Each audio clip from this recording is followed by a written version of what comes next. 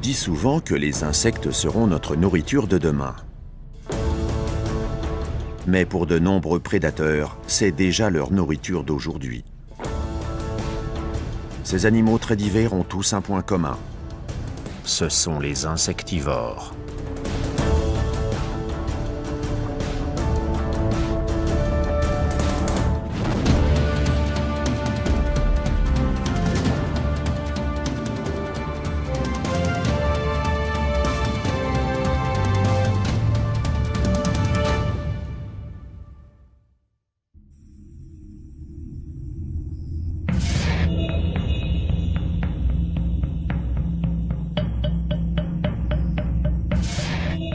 Son nom latin est Mantis religiosa. On l'appelle communément menthe religieuse. Leurs pattes de devant, les pattes ravisseuses, sont pliées comme ça.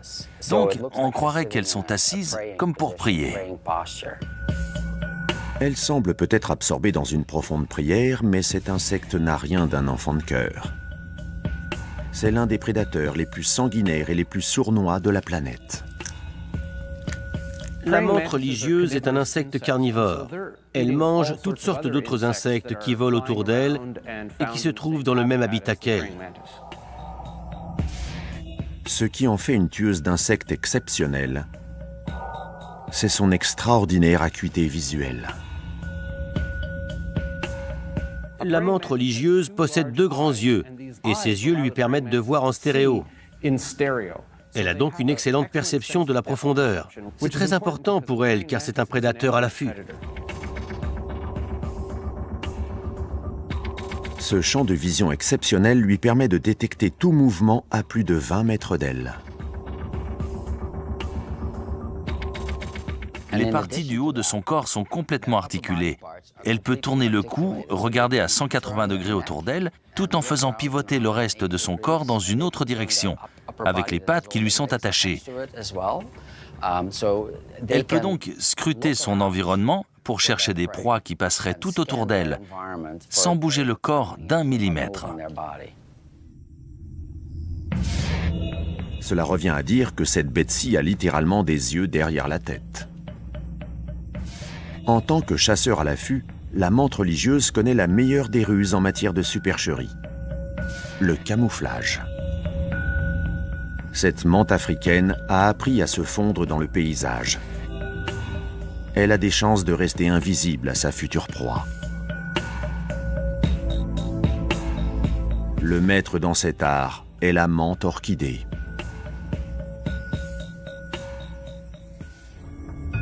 Cette menthe n'a pas seulement appris à se cacher grâce au camouflage.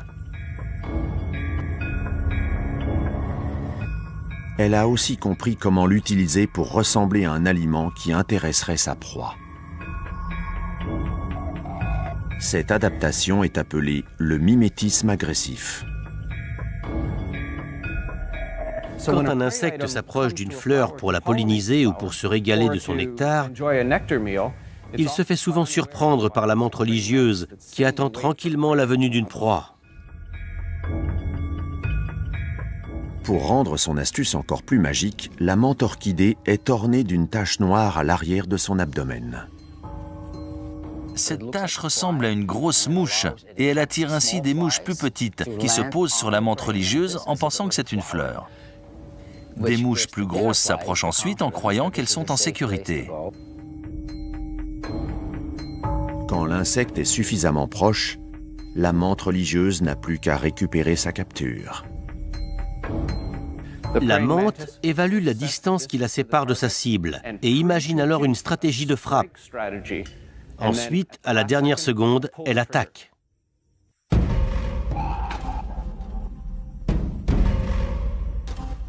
Elle projette en avant ses grandes pattes ravisseuses. L'assaut est si bref qu'il est à peine perceptible à l'œil nu. Si on regarde de près ses pattes avant, on peut voir qu'elles sont très longues. Elles peuvent s'étirer très loin et sont équipées de longues épines et harpons. Et c'est ce qui lui sert à capturer ses proies. Pour la victime, la fuite est futile. Les pattes avant de la menthe religieuse agissent comme une paire de ciseaux, sauf que ces ciseaux sont composés d'un grand nombre d'épines qui réduisent à néant toute possibilité de s'en sortir une fois capturé. Si l'insecte bouge encore, ce n'est pas un problème. Elle aime la nourriture fraîche.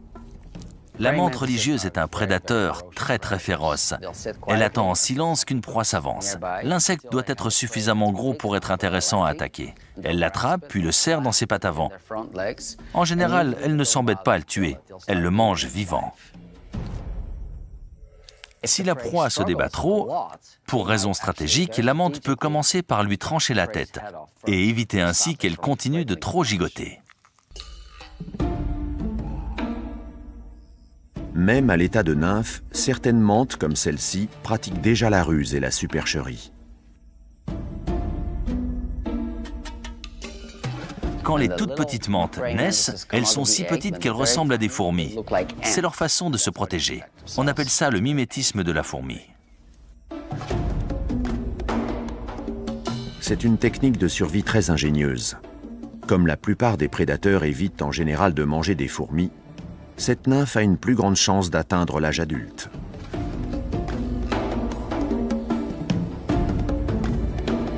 La ruse commence tôt chez cet animal. En grandissant, elle va faire partie intégrante de sa technique de chasse et faire de ce maître de l'affût un chasseur sans pareil. Ses proies peuvent toujours faire leur prière.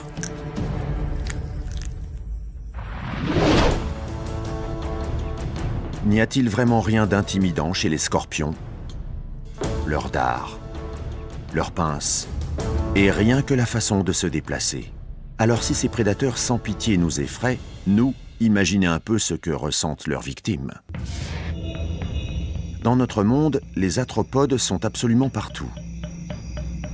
Cette immense famille inclut tous les insectes, les araignées, les crustacés et plus encore. Ils constituent à eux seuls 90% du règne animal.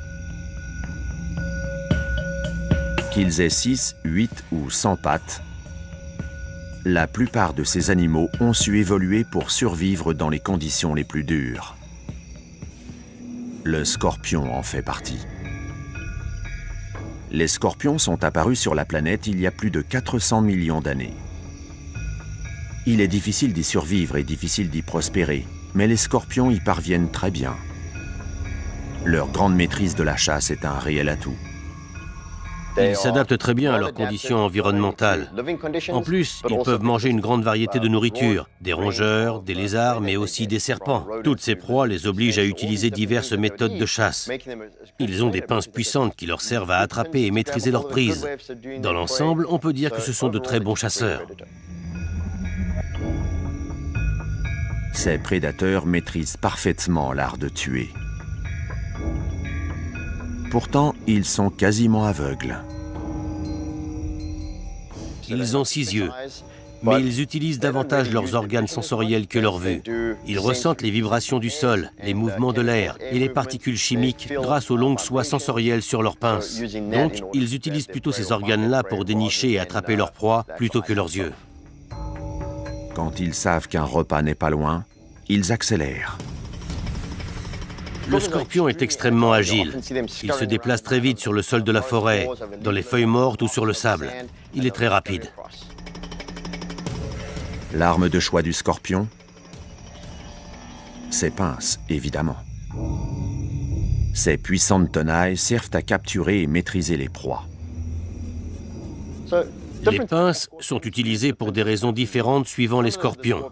Certains ont de très gros et puissants pédipalpes qu'ils utilisent pour maintenir leur proie, puis l'écraser et la tuer. D'autres ont des pinces beaucoup plus rudimentaires, mais leur queue est très épaisse. Les pinces servent seulement à attraper l'animal. Elles ne sont pas assez fortes pour l'écraser.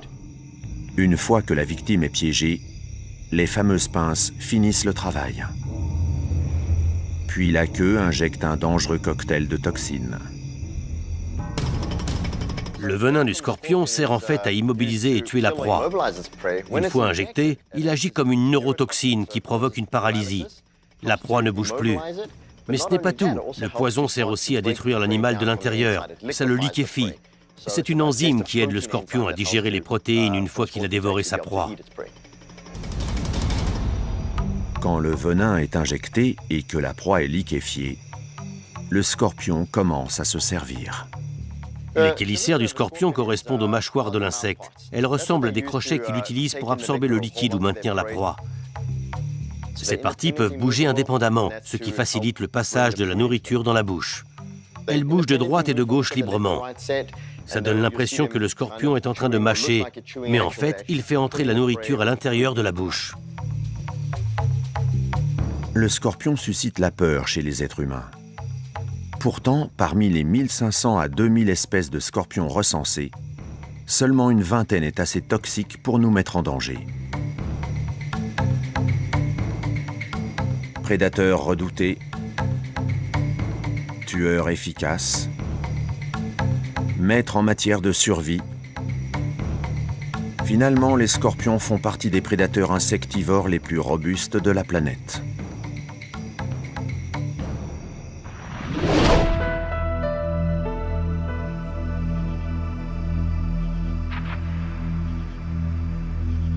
À première vue, elle ressemble à n'importe quelle jolie plante. Mais ne vous y fiez pas. La dionée, ou attrape-mouche, est une tueuse sans pitié. Elle est calme, sournoise et efficace. Et quand le sale boulot est terminé, elle ne laisse aucune trace derrière elle. Mais c'est le motif de son crime qui la rend si intéressante et si originale. Nous savons que les plantes trouvent leur nourriture dans l'air. Par photosynthèse, elles utilisent l'énergie solaire pour absorber et synthétiser le dioxyde de carbone. Mais aussi dans la terre, les nutriments s'infiltrent par les racines de la plante. Ceci est un problème pour la dionée, car elle pousse principalement dans les tourbières, là où le sol est extrêmement pauvre en nutriments essentiels, comme le phosphore ou le nitrogène. Même si ces nutriments sont rares ou absents du sol, ils restent pourtant nécessaires à la plante. Elle doit donc se les procurer autrement. Elle doit manger des protéines animales. La dionée les trouve chez les insectes et autres petits invertébrés, principalement des fourmis, des araignées et des mouches. Beaucoup de mouches. Elle engrange pour ne jamais se retrouver à court quand elle a faim. Comme les plantes sont sédentaires, elles doivent trouver des moyens pour attraper ces animaux. Elles ne peuvent pas les pourchasser, donc le plus simple, c'est de les piéger. Et comme les pièges sont plus efficaces avec des appâts, l'attrape-mouche a élaboré des tactiques efficaces. Ces pièges sont d'un rouge bien vif. Cette couleur est un moyen pour la plante d'imiter quelque chose qui peut attirer les invertébrés, comme par exemple une fleur. Ou ça pourrait aussi imiter un morceau de viande en décomposition pour attirer les scarabées et les mouches qui en raffolent. Mais la couleur ne fait pas tout. Quand il faut attirer une proie, la plante a encore un autre tour dans son sac. Les dionées ont des glandes nectarifères qui sécrètent une solution sucrée tout autour de leur piège. Les différents processus liés aux insectes, tels la pollinisation, nous ont montré que ceux-ci sont très friands du nectar des fleurs. Cependant, les scientifiques cherchent encore à comprendre comment la plante arrive à fermer son piège sans utiliser de nerfs, de muscles ou de tendons. Une explication viendrait peut-être d'une affaire de poils. À la surface des lobes du piège se trouvent des petits poils appelés trichomes. Ils sont très sensibles au toucher. Quand ils sont stimulés, ils envoient une impulsion jusqu'à la nervure centrale. C'est ce qui déclenche un mécanisme à ressort. Ça fonctionne comme un diable dans une boîte. Certains scientifiques pensent que ce processus est mis en route par la pression d'une sorte de fluide. Celle-ci est activée par une onde électrique qui passe dans chacune des deux feuilles ou des deux lobes. Quand ces trichomes sont stimulés, ils envoient à l'articulation un message chimique qui va provoquer une migration massive d'ions et de liquide cytoplasmique. Le mouvement et l'augmentation très rapide des ions et du liquide créent des différences de concentration des cellules qui se trouvent dans cette nervure centrale par rapport à celles qui n'y sont pas. Ainsi, la nervure se referme sur elle-même et referme le piège. Peu importe le mécanisme, ça fonctionne. Une fois que ces poils sensitifs sont stimulés, il ne faut pas plus d'un tiers de seconde pour que les lobes se ferment. Mais tous les visiteurs ne sont pas condamnés. Il faut un minimum de 3 trichomes stimulés pour que le piège se referme. Et la raison est loin d'être idiote. C'est tout à fait logique du point de vue de l'évolution. Ça lui évite de se refermer en cas de fausse alerte. Si le piège se referme sans proie à l'intérieur, ça voudrait dire que le piège reste fermé pendant 12 heures avant de pouvoir se rouvrir, une durée pendant laquelle la plante ne peut pas se nourrir. De plus, ce serait une perte d'énergie. Quand une mouche est piégée, le travail funeste commence. Une fois que la Dionée a réussi à enfermer sa proie à l'intérieur du piège, des glandes spéciales se mettent à sécréter des enzymes digestives au cœur du piège. Celui-ci va lentement digérer la victime sur plusieurs jours. L'ensemble du mécanisme de digestion peut en fait durer jusqu'à 12 jours. Pendant ce laps de temps, pour s'assurer que la proie reste dans son meilleur état de fraîcheur, les lobes de la plante fabriquent un jus antiseptique qui empêche l'insecte de se décomposer. Dans le monde de l'attrape-mouche, rien ne peut être jeté. Les nutriments sont vraiment trop précieux. En fin de compte, cette courageuse survivante des marais continue de résister grâce à ses pièges mortels.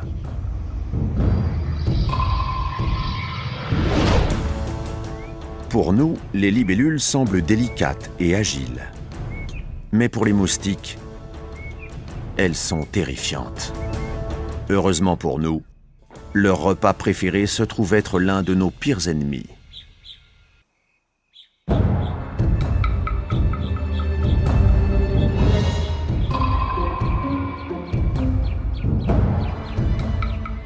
Elles ont un côté magique et paisible quand on les voit flotter dans nos jardins. Mais ces créatures légères sont des chasseurs voraces. C'est l'exemple même de la sérénité. Mais ne vous y trompez pas, les libellules sont en fait des prédateurs incroyables. Prédateur, c'est un euphémisme. Ces insectes aux allures tranquilles sont conçus pour tuer. Pour les mouches, ce sont des armes de destruction massive. La libellule vole comme un avion de chasse F-18 en mode supersonique. La plupart des insectes chassent leurs proies en les poursuivant. La libellule n'est pas une exception. Elle est comme un avion de combat avec un système de repérage de pointe. Quand une libellule localise une mouche, elle calcule non pas l'endroit où la mouche se trouve, mais où la mouche sera une fois qu'elle-même l'aura rejointe. Sa stratégie pour attraper la mouche en vol consiste à calculer son trajet jusqu'au moment où elle va la saisir, plutôt qu'à pister la proie pour la rattraper. La libellule anticipe donc le lieu où va se trouver sa proie pour l'intercepter en route. Leur système de repérage sophistiqué est mis au point grâce à leurs yeux énormes. La libellule est l'un des insectes qui a les plus gros yeux au monde.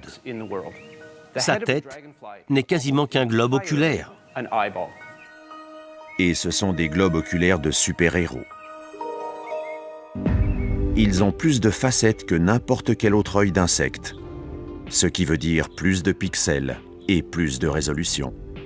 Ils permettent de voir à 360 degrés, ce qui est très pratique quand on doit défendre son territoire ou pourchasser son dîner.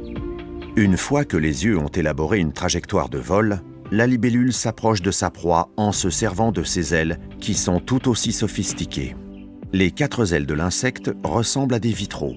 Chacune d'elles est connectée à un seul muscle, ce qui lui permet de battre à sa propre vitesse et de bouger indépendamment des autres. Dans le monde des insectes, c'est la libellule qui surpasse tous les autres. Elle peut non seulement voler à grande vitesse, mais aussi varier ses déplacements comme aucun autre insecte volant n'est capable de le faire. La libellule peut bien sûr se diriger et changer de direction, mais elle sait aussi voler en avant, en arrière et se déplacer latéralement. Une boîte de vitesse, comme celle des voitures de course, lui sert à chasser les moustiques et les mouches. Mais la particularité qui en fait une super tueuse doit encore être dévoilée. Quand un insecte se fait prendre, la libellule utilise ses pattes avant comme un panier à provisions. Quand la libellule capture une mouche, elle ne se sert pas uniquement de ses ailes et de ses mâchoires, elle se sert aussi de ses pattes. En vol, quand elle s'approche de la mouche, elle arrive par au-dessous et elle utilise ses pattes avant pour attraper la mouche par en bas. C'est la raison pour laquelle on appelle ça la prise panier. Une fois que la libellule a capturé sa proie, elle va souvent se percher quelque part et la mâcher un moment. Elle a de grandes mandibules pour mâcher longtemps. Heureusement pour nous, la libellule mâche beaucoup. Elle mange même ses satanées guêpes. Et leur grand appétit permet de contrôler les populations de ces fichus moustiques. Une seule libellule peut en manger entre 30 et 100 par jour. Les libellules sont des prédateurs voraces. Elles sont constamment en train de manger ou de chercher de la nourriture. Personne ne sait exactement la quantité qu'elles ingurgitent, mais on estime qu'elles mangent entre 20 et 50% de leur poids. Elles brûlent tellement d'énergie en volant qu'elles doivent se nourrir continuellement. Tout semble impitoyable chez la libellule. Si sa proie est trop grosse, elle la neutralise en la mordant directement à la tête. Elle n'a aucun état d'âme à manger d'autres petites libellules. Ses puissantes mâchoires crantées les écrasent en bouillie. Même si pour nous elle apparaît comme une jolie créature délicate, pour le petit moustique, elle est absolument terrifiante. Tout prédateur a besoin d'une caractéristique propre à chacun. Ces insectivores tenaces en ont une extraordinaire. Ils ont su évoluer pour chasser des ressources alimentaires quasi illimitées avec des procédés quasi parfaits.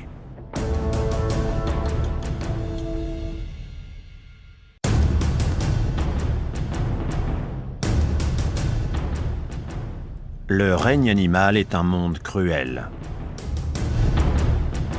Et les proies des prédateurs que voilà n'ont aucune pitié à attendre de ces tueurs de sang-froid.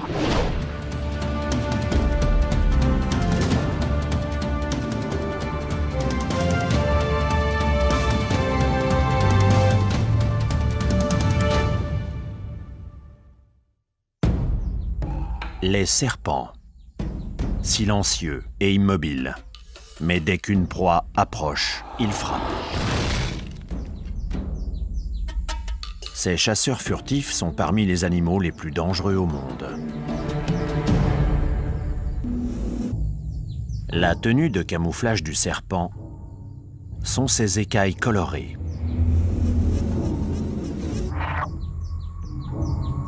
Elles assurent sa protection et sont une arme de chasse redoutable.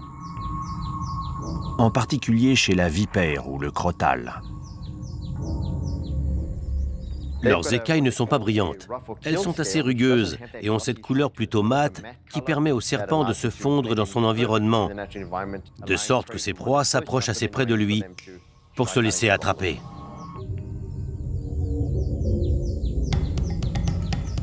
Pour maintenir sa proie en place, le serpent a des crochets creux et acérés, remplaçables à volonté. Si un des crochets se casse dans la bataille, un autre pousse à sa place. Ce sont les gencives du serpent qui maintiennent ses crochets parfaitement affûtés. Les dents sont recouvertes d'une membrane protectrice, la gencive, qui affine l'affûtage de la lame en permanence. Si les dents étaient émoussées, elles perdraient leur précision de seringue hypodermique. La taille et la position des dents varient selon les espèces. Le cobra est doté de petites dents situées à l'avant de la mâchoire. Ce sont les crochets frontaux fixes. Ils sont toujours dressés quand le serpent mord. Les muscles se contractent autour des glandes à venin qui est diffusé dans les crochets par les conduits excréteurs puis à la proie. Les crocs de la vipère sont longs et mortels. Elle a des dents très longues qui courent le long de son palais. Quand elle attaque, sa mâchoire s'ouvre, les dents se mettent en place et elle les plante dans sa proie. Mais les dents ne sont que la partie visible du piège. La botte secrète du serpent est son venin mortel. Les serpents venimeux ont développé cette faculté de tuer leurs proies en les paralysant. Transparent ou un peu jaune, le venin du serpent est une salive super développée, stockée dans des glandes logées derrière les yeux. Au moment de la morsure, les muscles autour des glandes se contractent pour expulser le venin par les crochets plantés dans la malheureuse victime. Au fil du temps, les serpents ont développé 3 types différents de venin. 3 poisons mortels. Selon les serpents, la proportion des ingrédients varie. Certains venins agissent très vite, d'autres plus lentement. Chaque venin cible une partie différente du corps. Les hémotoxines empoisonnent le sang, les cytotoxines, le sang et les cellules des tissus. Et il y a les neurotoxines qui attaquent le système nerveux. Mais avant de pouvoir la mordre, le serpent doit attraper une proie. Et il est particulièrement bien équipé pour la chasse. En l'absence d'oreille externe, l'oreille interne du serpent lui permet de détecter les basses fréquences, les mouvements et les ondes sonores transmises par le sol. Le serpent possède un odorat très développé, grâce à sa langue fourchue qui peut capter les minuscules particules d'odeur flottant dans l'air. En rentrant la langue, il la frotte contre l'organe de Jacobson situé dans le palais. C'est un élément du système nerveux en forme de spirale qui transmet au cerveau les informations qui lui permettent d'identifier l'odeur. Certaines espèces comme les vipères sont sensibles à l'infrarouge et peuvent donc repérer une proie à la chaleur qu'elle émet. Il y a ces zones sensitives autour de la mâchoire supérieure qui estiment la taille de la proie et la distance à laquelle elle se trouve. Une fois la proie capturée et neutralisée, il s'agit de bien l'avaler, car rien ne doit se perdre. Le serpent avale sa proie en commençant par la tête. Il la pousse vers l'estomac où elle sera digérée. Tout est réduit en miettes, sauf ce qui est composé de kératine ou d'émail. Donc les poils, les griffes et les dents ressortent intactes. Sa mâchoire spéciale permet au serpent d'avaler des proies bien plus grosses que lui. Les os de sa mâchoire inférieure sont au nombre de 4, ce qui autorise une grande élasticité. C'est avec ces os qu'il pousse également l'animal au fond de sa gorge.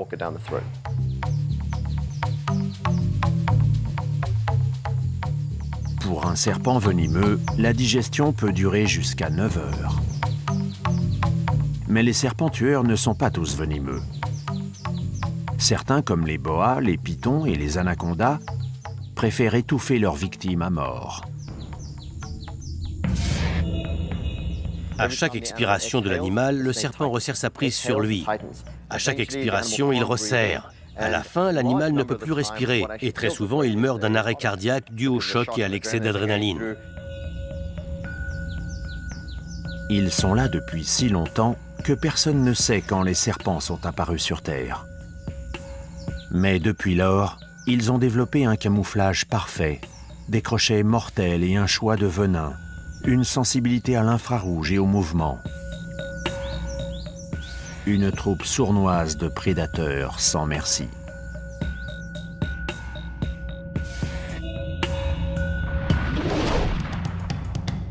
Certains tueurs ont le sens de la mise en scène.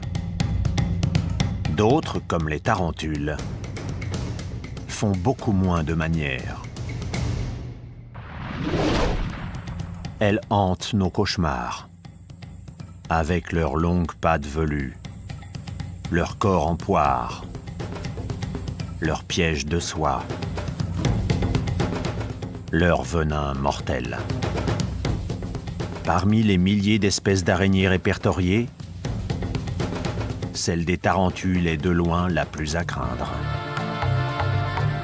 Une créature à éviter à tout prix. On les trouve surtout dans les régions tropicales et subtropicales, comme en Amérique centrale, en Amérique du Sud, en Afrique et en Asie. La Goliath, surnommée mangeuse d'oiseaux en anglais, peut atteindre 1 mètre de long et c'est la tarentule la plus lourde au monde.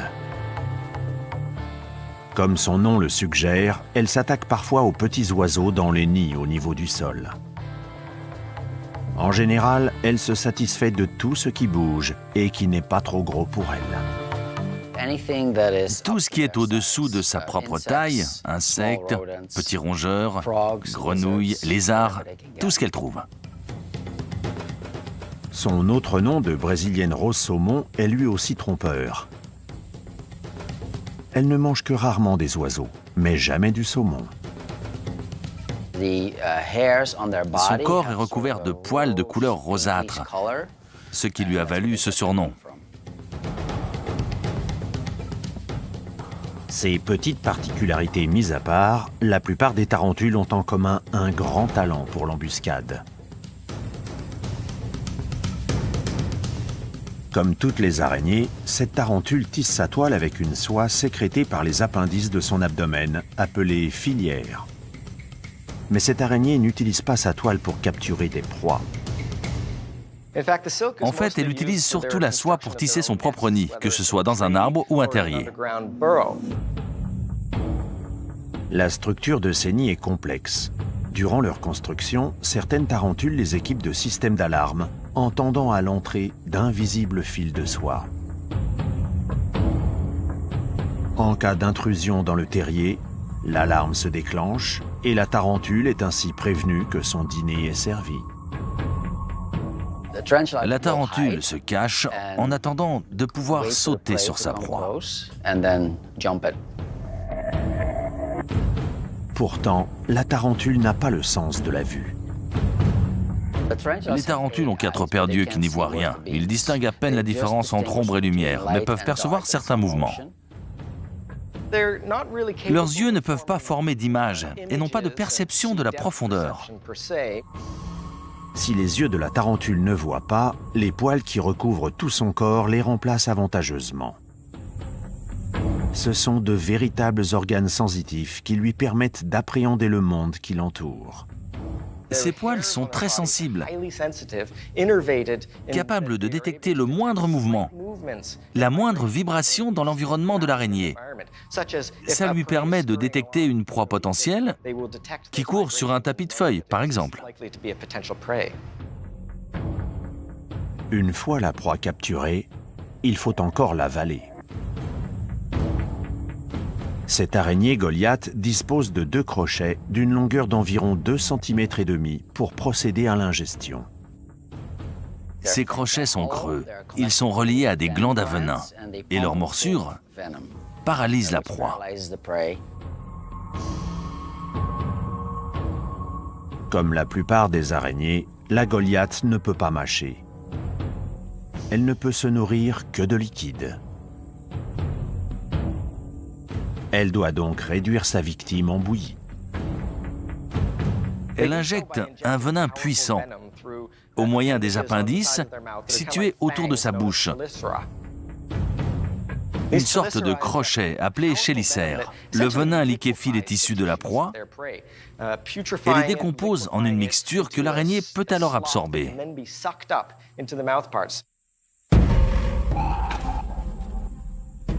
Comme toutes les araignées, la tarentule possède une carapace rigide ou exosquelette pour protéger ses organes.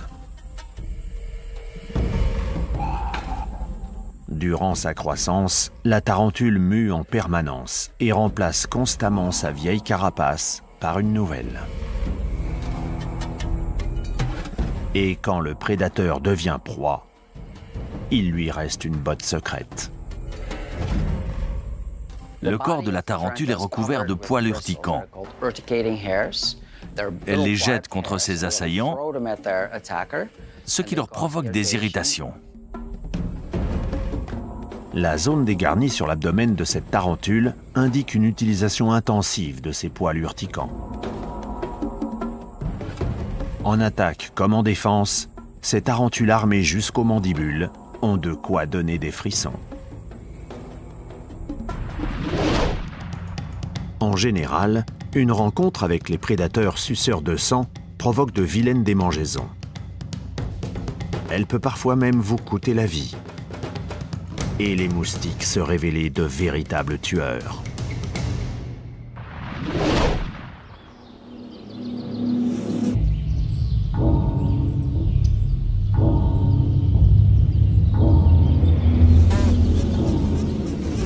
Ils sont sur Terre depuis plus de 30 millions d'années. De tous les animaux dangereux, aucun n'a tué plus d'humains que le minuscule moustique.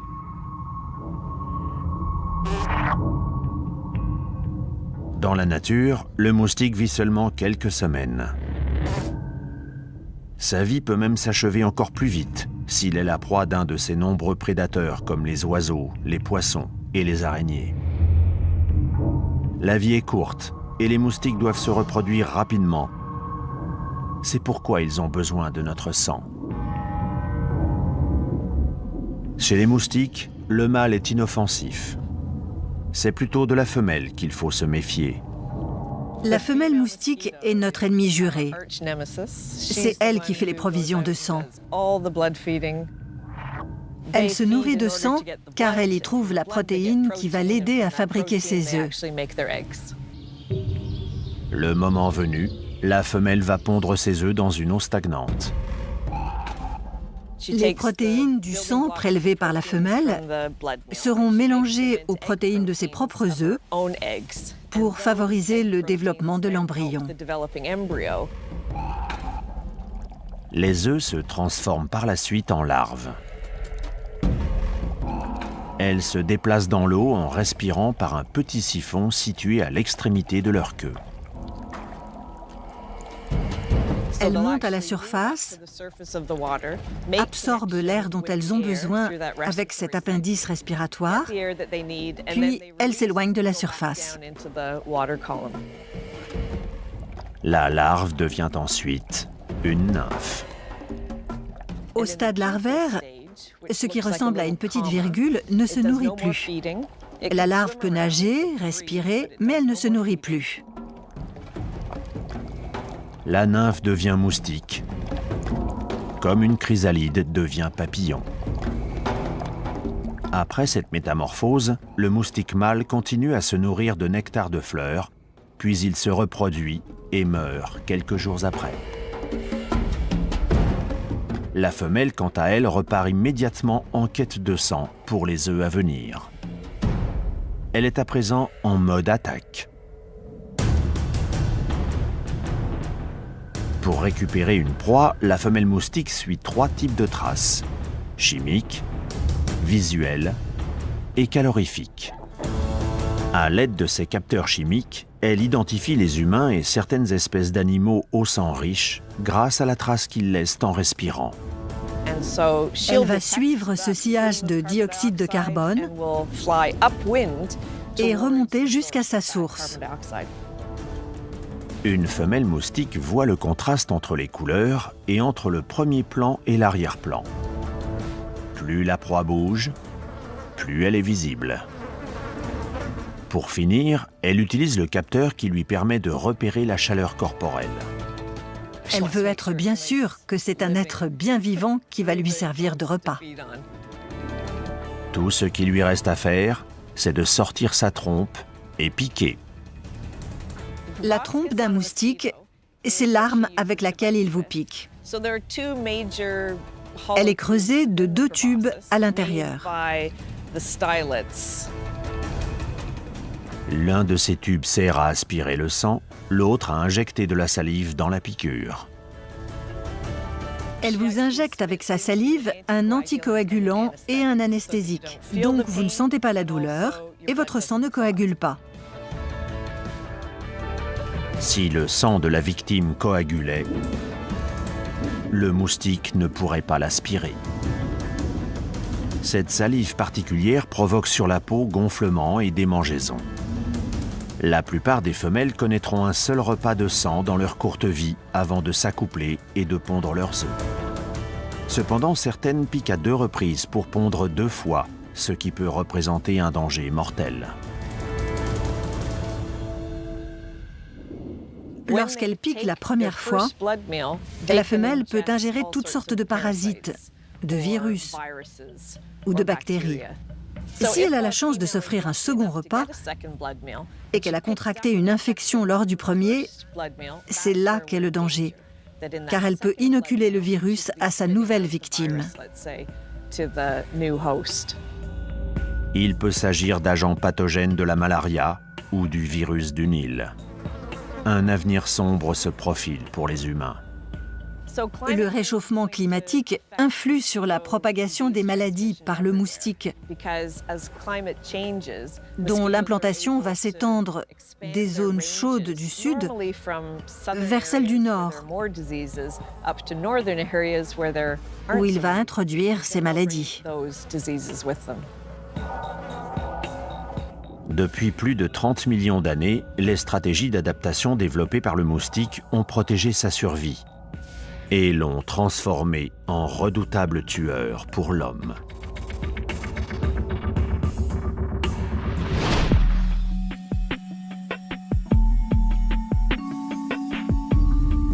C'est un monstre au Moyen Âge. Un cruel prédateur dans la Grèce antique. Placé au plus haut rang de la mythologie chinoise, il représente la puissance et la majesté. Si ses 3 mètres de long et ses 130 kilos ne permettent quand même pas au dragon de Komodo de rivaliser avec ses ancêtres de légende, il n'en reste pas moins un redoutable prédateur.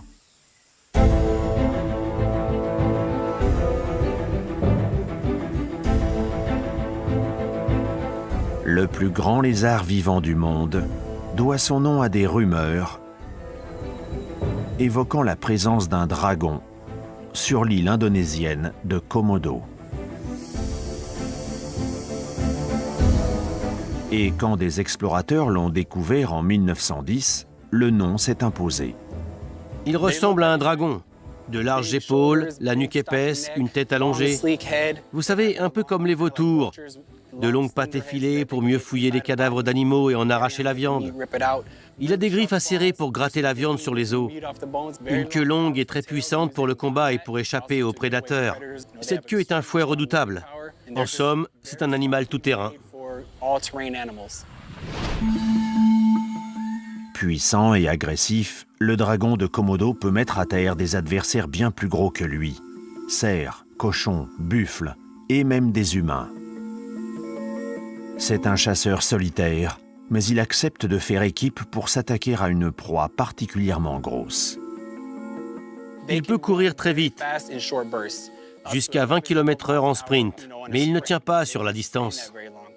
Alors il se cache, il attend sous un arbre ou dans un buisson qu'une proie veuille bien passer par là, et puis il l'attrape par les pattes pour la traîner derrière lui. On croyait encore récemment qu'il tuait ses proies en les empoisonnant. En réalité, ses victimes se vident de leur sang. Ensuite, le terrible prédateur revient pour achever le travail.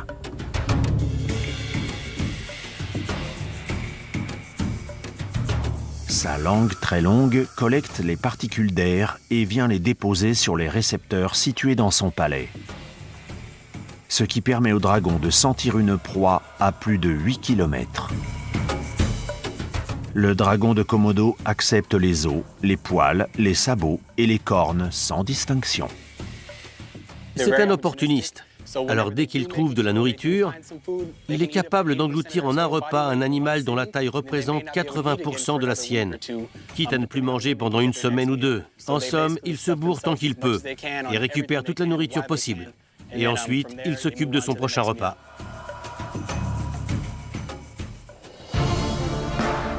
Il vit dans les îles d'Indonésie depuis des milliers d'années.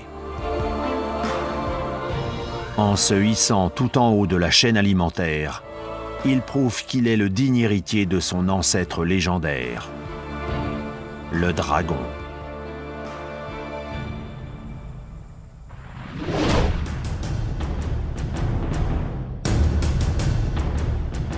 Du point de vue des humains, ces prédateurs sont de véritables cauchemars. Violents, rusés, de vrais tueurs programmés. Du point de vue de ces animaux, c'est tout simplement la routine.